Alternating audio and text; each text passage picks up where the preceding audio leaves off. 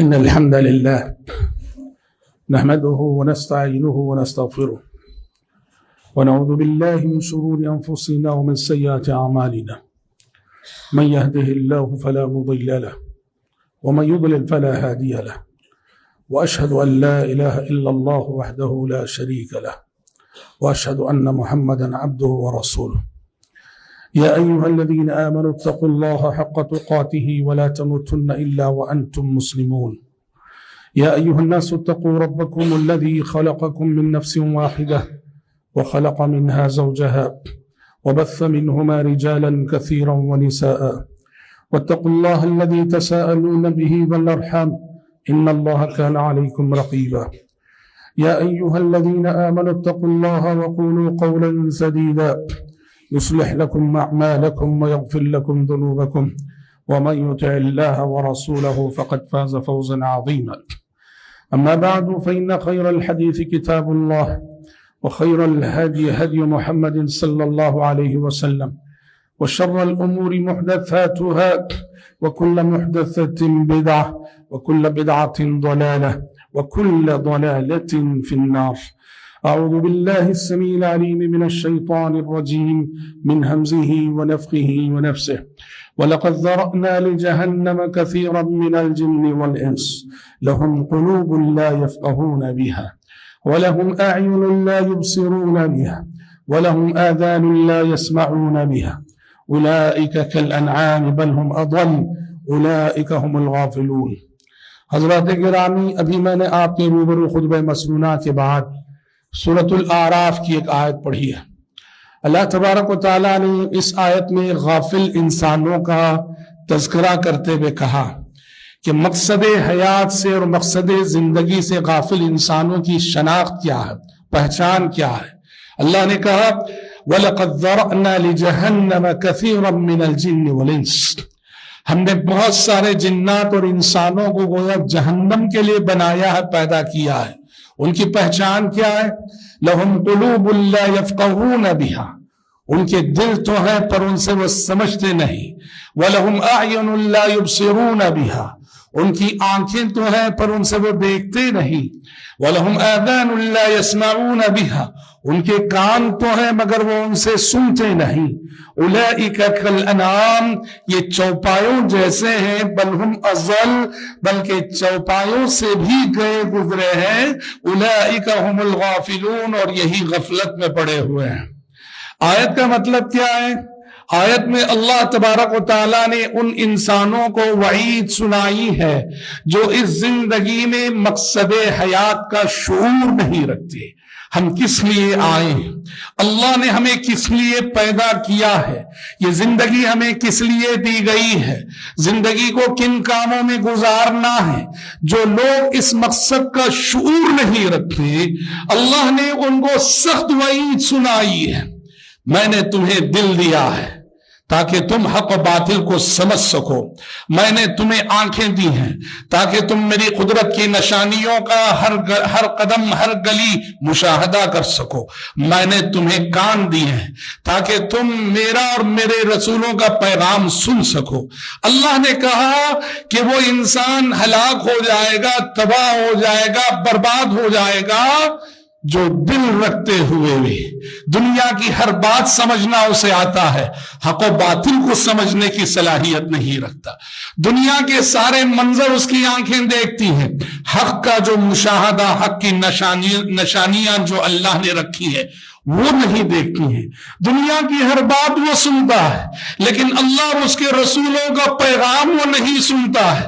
کہا جو انسان اللہ کی دی ہوئی ان نعمتوں، نعمت سماعت، نعمت بصارت اور نعمت دل کی یوں ناقدری کرے کہ ان نعمتوں کو پا کر مقصد حیات کا ادراک نہ کر سکے، اللہ نے کہا اس انسان کو انسان کہنا بھی انسانیت کی توہین ہے. عقل رکھتے ہوئے جو مقصد حیات کا شعور نہ پیدا کر سکے، عقل رکھتے ہوئے جو جینے کے مقصد کو نہ جان سکے، اللہ کہتا ہے کہ ایسے انسان کو انسان کہنا انسانیت کی توہین ہے. اسی نے کہا اولئک کالانعام بل هم اضل، یہ ایسے جیتے ہیں جیسے جانور جیتے ہیں. کیونکہ ان کے سامنے زندگی کا مقصد کیا ہے؟ کھانا پینا سونا جاگنا عیش کرنا آرام کرنا خواہشیں پوری کرنا، بس اس سے بڑھ کر اور کچھ نہیں۔ قرآن نے کہا ذرہم یأکلوا ویتمتعوا ویلہہم الامل فسوف یعلمون، اے پیغمبر انہیں مست کھانے پینے اور مزے لوٹنے دو، ان قریب و انجام سے دو چار ہوں گے۔ حضرات یہ مضمون قرآن مجید کی دسیوں سینکڑوں آیتوں میں ہمیں ملتا ہے کہ زندگی میں ہر سانس مقصد حیات کا شعور لے کر جینا چاہیے۔ ہم کس لیے آئے ہیں، اللہ نے ہمیں کس لیے دنیا میں بھیجا ہے، تو یاد رکھو دنیا میں جینے کے لیے زندگی کے سلسلے میں صحیح تصور ضروری ہے۔ اللہ نے زندگی دی ہے تو زندگی جینے کے لیے زندگی کے سلسلے میں صحیح تصور ضروری ہے۔ اور صحیح تصور کیا ہے؟ صحیح تصور یہ ہے کہ عالم تین ہے، ہم یہاں بھیجے گئے اللہ کی عبادت کے لیے، ہمیں اللہ نے پیدا کیا اس کی بندگی کے لیے، اللہ نے ہمیں دنیا میں جو جینے کا موقع دیا ہے تاکہ ہم آنے والے عالم کی تیاری کریں۔ اور یاد رہے بامقصد لوگ جو ہوتے ہیں، بامقصد انسان جو ہوتے ہیں، ان کے سامنے عالم تین ہوتے ہیں، اور جو بے مقصد انسان ہوتا ہے اس کے سامنے عالم ایک ہوتا ہے۔ بامقصد انسان جو مقصد کے لیے جیتے ہیں ان کے آگے عالم تین ہے اور زندگیاں تین ہیں، اور جو بے مقصد انسان ہوتے ہیں ان کے آگے عالم ایک اور زندگی ایک ہے۔ بامقصد انسانوں کے آگے عالم تین ہے اور زندگیاں تین ہیں، ایک ہے عالم دنیا جس میں کہ اب ہم، اور ایک ہے وہ عالم برزخ جسے قبر کی زندگی کہا جاتا ہے، وہ ایک برزخی زندگی، اور ایک ہے تیسرا عالم، عالم آخرت، وہ تیسری زندگی۔ مقصد حیات کا شعور ہمیں بتاتا ہے کہ اسی دنیا ہی کو سب کچھ نہ سمجھو۔ جس طرح بے مقصد جینے والے لوگ دنیا میں صرف دنیا کے لیے جیتے ہیں، ان کی ساری پلاننگیں دنیا کی حد، ان کی ساری سوچ دنیا کی حد، ان کے سارے منصوبے دنیا کی حد تک، آخرت کے سلسلے میں کچھ نہیں جانتے، قبر کچھ نہیں جانتے، حشر و نشر کچھ نہیں جانتے، حساب و کتاب کچھ نہیں جانتے۔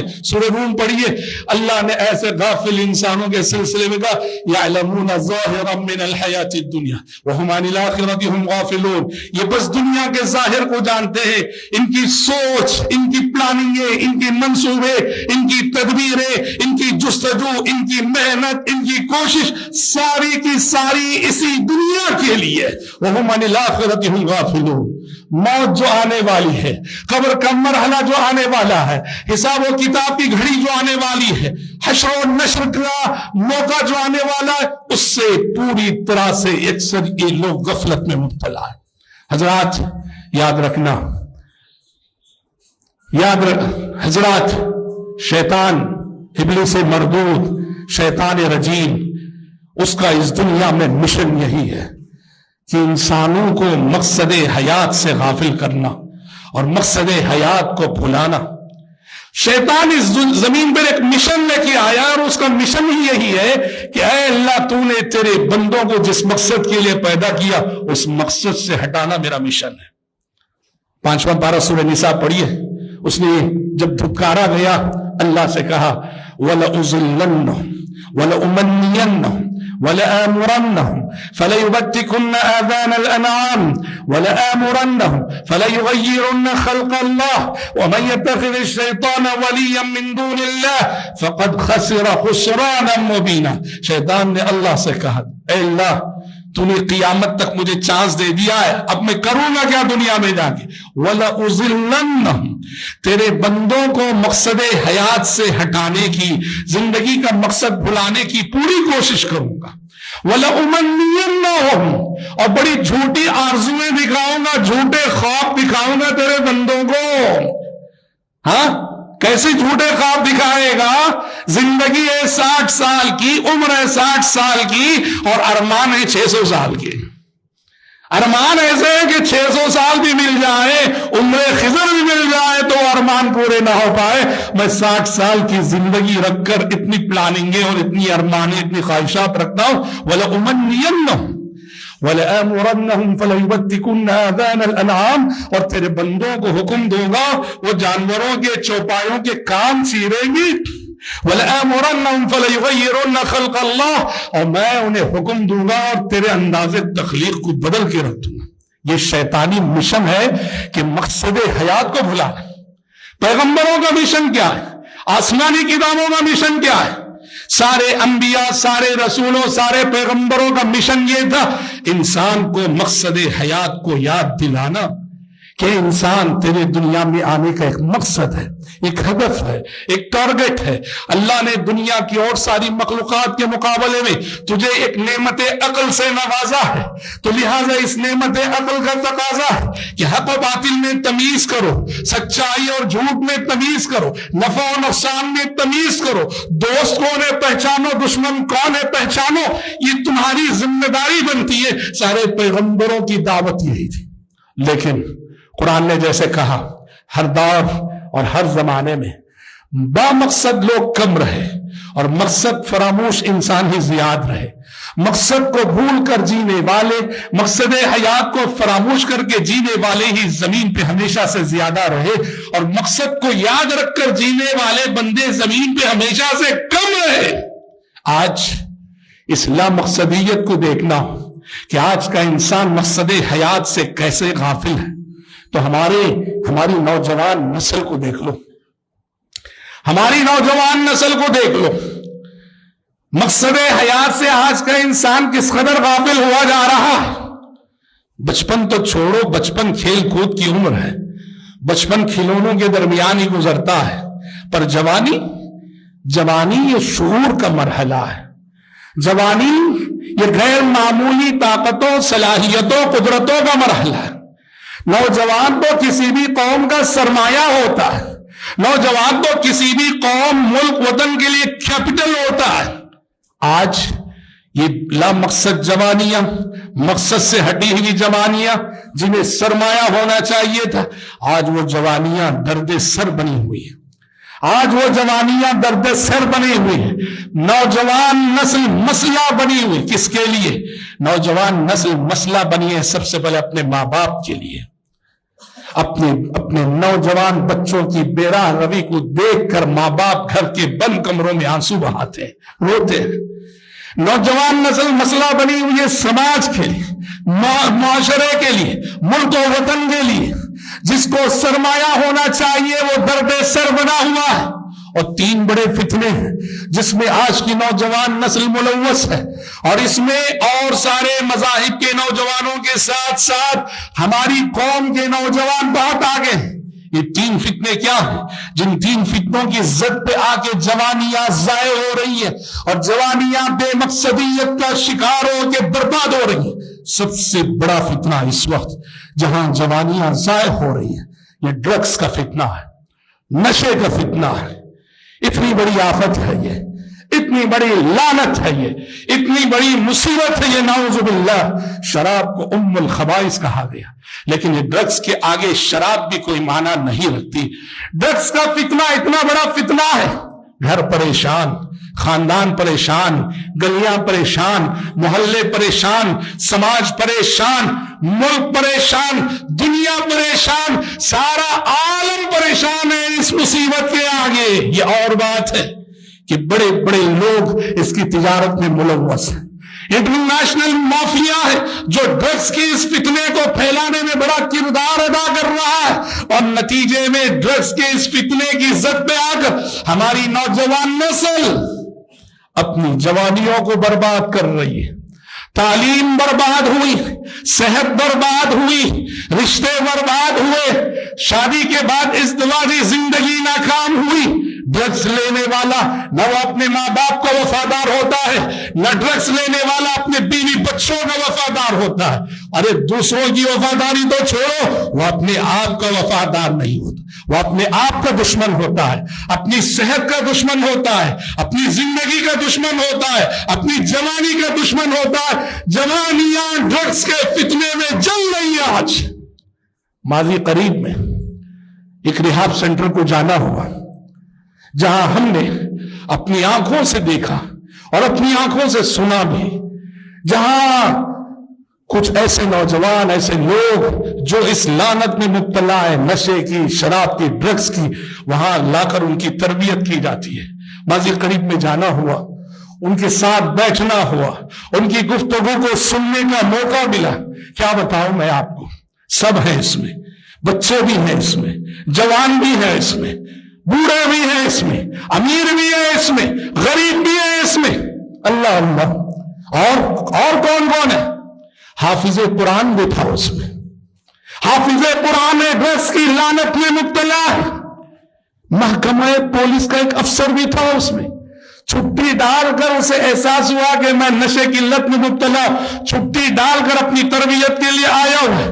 حافظ قرآن ہے، محکمہ پولیس کا ایک افسر، MBBS ڈاکٹر ہے، MBBS کیا ہوا ڈاکٹر ہے، تعلیم یافتہ نوجوان ہے.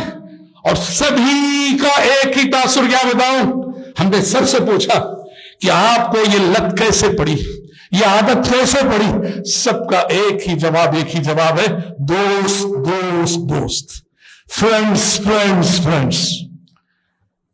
ماں باپ کی ذمہ داری بنتی ہے، ماں باپ کی ذمہ داری بنتی ہے. بچہ گھر سے باہر جاتا ہے، بچی ہماری گھر سے باہر جاتی ہے، ان کا ملنا جلنا کن کے ساتھ ہے، ان کا اٹھنا بیٹھنا کن کے ساتھ ہے، ان کے دوست کون ہے، یہ دیکھنا اور محاسبہ کرنا ماں باپ کی ذمہ داری ہے. اور آج ہماری نوجوان نسل ہلاکت، تباہی، بربادی کی جس دہلیز پہ کھڑی ہے، اس کے اولین ذمہ دار ماں باپ ہیں، جو اپنی اولاد سے صرف لاڑ کرنا جانتے ہیں، پیار کرنا جانتے ہیں. اپنی اولاد کی تربیت کے تقاضوں کو پورا نہیں کرتے، اپنی اولاد پر احتسابی نظر نہیں ڈالتے، اولاد کی غلطی کو غلطی نہیں مانتے. ایسے ماں باپ اپنی اولاد کی تباہی کے اولین ذمہ دار ہیں. اور واللہ العظیم ان لوگوں میں سے جب ہم ان کے تاثرات سن رہے تھے، ایک نے یہ کہا میری بربادی کے ذمہ دار میری ماں ہے. ہم حیران لگے، ماں کو کتنا بڑا الزام دے رہا. کہا کیوں؟ کہا میری ماں کے لاڑ اور پیار نے مجھے آج اس مقام پہ لا کھڑا کیا. میں جب غلطی کرتا تھا، غلط صحبتوں میں جاتا تھا، نشہ لیتا تھا، میری ماں نے مجھے جیسے سمجھانا چاہیے، جیسی تربیت کرنے سے نہیں، اپنی ماں کو الزام دے رہا تھا. خون کے آنسو رلانے والی کہانیاں یہ سب. یہ پہلا فتنہ ہے جس میں آج نوجوانوں کی جوانیاں ضائع ہو رہی ہیں اور زندگیاں مقصد حیات سے ہٹی ہوئی ہیں. اور دوسرا بڑا فتنہ جہاں جوانوں کی جوانیاں برباد ہو رہی ہیں، عشق و محبت کا فتنہ ہے، عشق و محبت کا فتنہ. اور اس میں کیا بے دین، کیا دیندار، کیا نمازی، کیا بے نماز ہے، سبھی اس میں برابر نظر آتے ہیں. میں یہ نہیں کہہ رہا ہوں کہ سب، کچھ نوجوان واقعی ایسے ہیں، اللہ اکبر، اس خطرناک ماحول میں بھی وہ اپنی جوانی کی حفاظت کرتے ہیں، اپنے تقوی کی حفاظت کرتے ہیں، اور اپنی جوانی کو عشق و محبت کی آلودگیوں سے متاثر نہیں ہونے دیتے. واللہ یہ نوجوان قابل صد مبارکباد ہے. لیکن میں بات کر رہا ہوں میجورٹی کی. میجورٹی کا مسئلہ ایسا ہے، شادی سے پہلے وہ کہیں نہ کہیں عشق و محبت کے چکر میں پھنستا ہے. نہ ہمارے بچے اس سے بچے ہیں، نہ ہماری بچیاں اس سے بچی ہیں. ہمارا نیو جنریشن جو اسکول جاتا ہے، کالج جاتا ہے، اسکول کا کالج کا سلیبس پڑھے نہ پڑھے، عشق و محبت کا سلیبس پڑھ کے ضرور آتا ہے. پیارے نبی صلی اللہ علیہ وسلم نے فرمایا تھا، میں ترکت بعدی فتنة اضر علی الرجال من النساء، میں نے اپنے بعد مردوں کے لیے عورت سے بڑا کوئی فتنہ نہیں چھوڑا. پیارے نبی نے عورت کو مرد کے لیے بہت بڑا فتنہ قرار دیا.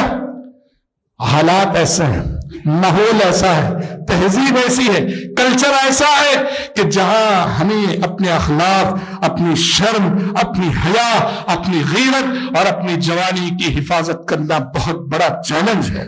اسے میرے نوجوان بھائیوں، نوجوان بہنوں، سب سے پہلے حالات کی نزاکت کو سمجھو اور اپنی جوانی کو بے داغ رکھنے کے لیے دعاؤں کا سہارا لو، رب سے استقامت مانگو، اللہ سے کہو اللہم اہدنی لأحسن الاخلاق فإنہ لا یہدی لأحسنها الا انت واصرف عنی سیئها لا یصرف عنی سیئها الا انت. اے اللہ مجھے اچھے اخلاق کو اپنانے کی توفیق دے دے، کہ اچھے اخلاق کو اپنانے کی توفیق تو ہی دے سکتا ہے. برے اخلاق کو مجھ سے پھیر دے، مجھے بچا لے، کہ برے اخلاق سے تو ہی مجھے بچا سکتا ہے. رب سے مانگو اور مانگنے کے ساتھ کوشش کوشش کرو اللہ تمہاری جوانیوں کو مثالی جوانیاں بنائے۔ اور تیسرا فتنہ جس کی زد پہ آ کر ہماری نوجوان نسل کی زندگیاں اور جوانیاں برباد ہو رہی، وہ ہے گیمز کا فتنہ۔ گیمز کا فتنہ، بچپن تو کھیلوں میں گزرتا ہی ہے، اور آج دنیا کھیلوں میں یوں مگن ہے۔ دیکھو وہ قومیں جو آخرت پہ ایمان نہیں رکھتی ہے نا، ان کے لیے دنیا بس یہ کھیل ہے، تماشا ہے۔ ہم آخرت کے لیے جینے والے، آخرت پہ یقین رکھنے والے، موت پہ یقین رکھنے والے، ہم بھی اسی طرح سے اس زندگی کو گیمز میں گزارے۔ پہلے تو گیمز واقعتاً میدانوں پہ ہوتے تھے، اب تو یہ مصیبت موبائل کی شکل میں سارے گیمز ہمارے جیب میں آ گئے، گھر میں آ گئے، بیڈ روم میں آ گئے۔ رات رات نوجوان نسلیں راتیں جاگ کے گزارتی گیمز میں، اور یہ ایسے گیمز ہیں، گیم تنہا گیم نہ رہا، یہ تو جوا بن گیا، قمار بن گیا، نعوذ باللہ، سٹے بازی چلتی ہے گیمز کے نام پر۔ جوانیاں ضائع ہو رہی ہیں، زندگیاں برباد ہو رہی ہیں۔ پہلے تو خود نوجوانوں کو اس کا ادراک کرنا چاہیے، اور قوم کے جو ذمہ دار شخصیتیں، علماء سب سے پہلے، قائدین، لیڈران، ذمہ داران مساجد، اصحاب اثر و رسوخ، سب کو اس سلسلے میں سنجیدگی سے سوچنا چاہیے کہ نوجوان نسل کو ان خرابیوں سے کیسے بچایا جائے، کیسے نکالا جائے۔ اب بتاؤ، جوانی جب ان کاموں میں گزرے گی تو ان راستوں سے گزر کے جب بڑھاپے تک پہنچیں گے تو اس بڑھاپے میں صحت اور تندرستی تو نہیں رہے گی۔ جوانی ان کاموں سے گزار کر ان راستوں سے جو بڑھاپے تک پہنچے تو بڑھاپے میں بیماریاں ہی بیماریاں رہیں گی۔ ہاں، ہم نے ایسے بزرگ بہت دیکھے، پہلے کے بزرگ 90 سال عمر پائی ہے، 100 سال عمر پائی ہے، ہمارے اساتذہ میں، ہمارے جان پہچان کے لوگوں میں، پرانے بزرگ، کوئی بیماری نہیں۔ 90 سال عمر ہے، 100 سال عمر ہے، کوئی بیماری نہیں۔ ہاں، نہ شوگر ہے، نہ بی پی ہے، نہ ڈپریشن ہے، کوئی بیماری نہیں۔ 100 سال کی عمر میں بھی ان کی صحت قابل رشک ہے۔ اور یہ جو اس کلچر سے یہ گزر کر جو آج نیو جنریشن آ رہا ہے، 40 سال کی عمر میں دیکھ لو، ساری بیماریوں کی آماجگاہ ہے۔ 40 سال میں اسے بی پی بھی ہے، 40 سال میں اسے شوگر بھی ہے، 40 سال میں وہ ڈپریشن کا بھی شکار ہے، سارے امراض ہیں۔ سمجھ رہے؟ عبادت کہاں سے ہوگی؟ رب کی بندگی کہاں سے ہوگی جب زندگی از اول تا انتہا الجھنوں کے شکار ہے؟ اس لیے عزیزوں، محترم بھائیوں اور محترم بہنوں، مقصد حیات کا شعور پیدا کرو۔ آج یہ تو خیر ہم ایک نوجوان نسل کو لیں، پوری امت کو لے کے اگر دیکھیں نا، امت مسلمہ بحیثیت امت مقصد سے کیسے ہٹی ہوئی ہے، اس کی تو ہم کیا بتائیں آپ کو، کتنی مثالیں دیں آپ کو، کہ ہمیں اپنی قومی زندگی میں بحیثیت امت ہم اپنی مقصد حیات کو کہاں تک ادا کر رہے ہیں۔ اللہ نے ہمیں امت دعوت بنا کر بھیجا تھا کہ تمہیں انسانیت کے لیے جینا ہے، انسانیت کے لیے کام کرنا ہے۔ یہ تم وہ امت ہو کہ اخرجت للناس، لوگوں کی بھلائی کے لیے برپا کیے گئے ہو۔ آج بتاؤ، ہمارا وجود انسانیت کے لیے کہاں تک نفع بخش ہے؟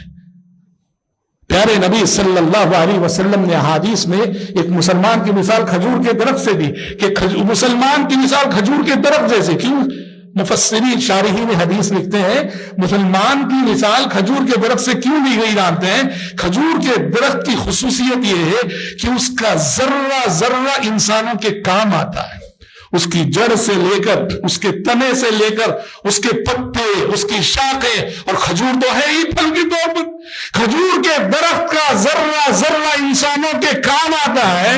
اس کا مطلب یہ ہوا، ایک مسلمان کو اگر کھجور کے درخت سے تشبیہ دی گئی، مثال دی گئی، تو مطلب یہ ہے کہ یہ امت اور اس امت کے افراد جہاں بھی جیے، انسانیت کے لیے نفع بخش بن کر جیے۔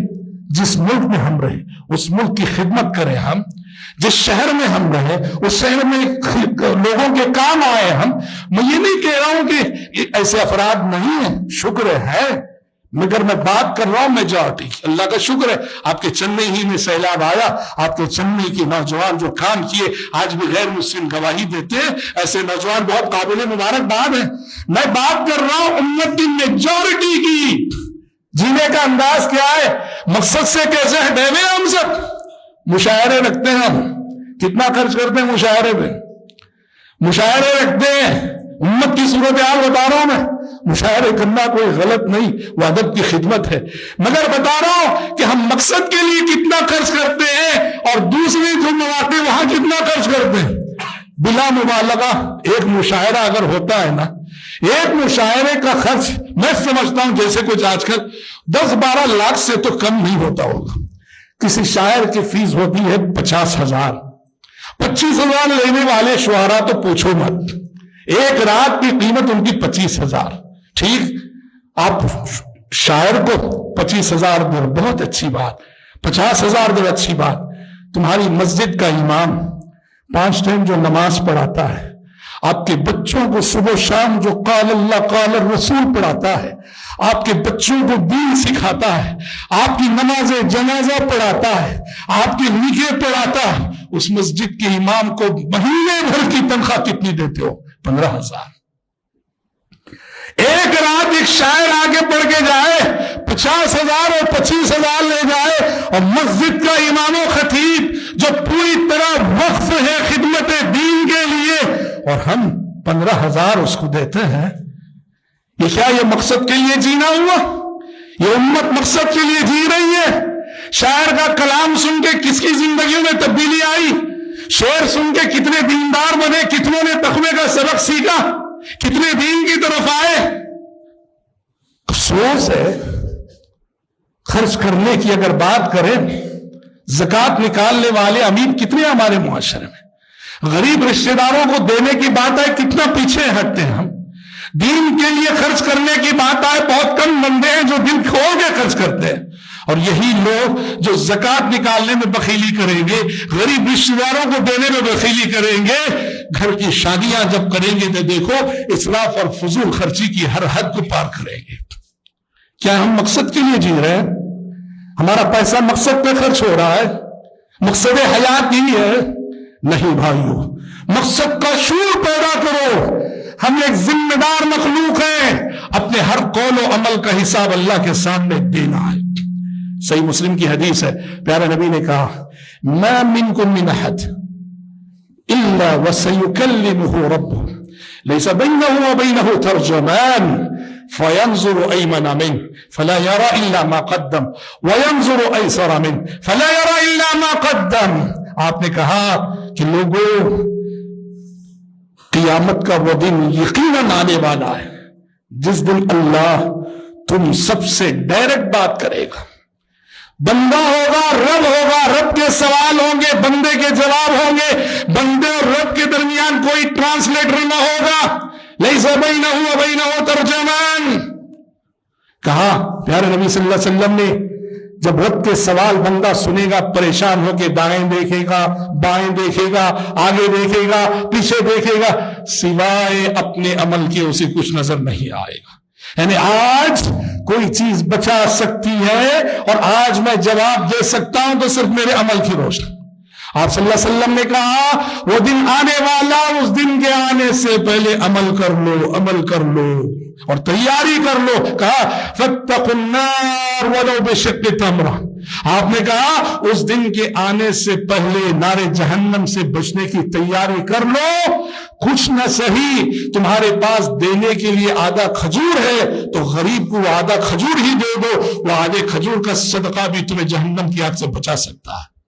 فاتقوا النار ولو بشق تمرہ۔ تو حضرات، اس بات مختصر یہ ہے، میرے خطبے کا پیغام یہ ہے کہ لا مقصدیت اور مقصد فراموشی آج میری اور آپ کی، ہماری قوم اور امت کی زندگی کا بہت بڑا مسئلہ ہے۔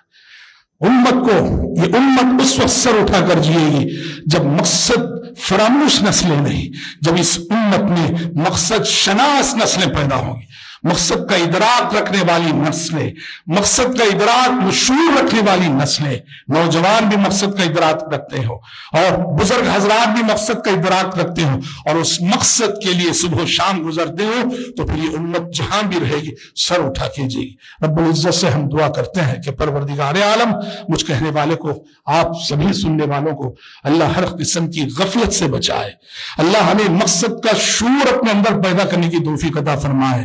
ابلیس کا جو مشن ہے گمراہی کا، مقصد فراموشی کا، اس کے مشن سے اللہ ہمیں ہماری آنے والی نسلوں کو محفوظ رکھے. اللہم آمین. بارک اللہ لنا ولکم فی القرآن العظیم ونفعنا وإياكم بما فيه من الآیات والذکر الحکیم. انہ تعالی جواد کریم ملک بر رؤوف رحیم رب الحلیم.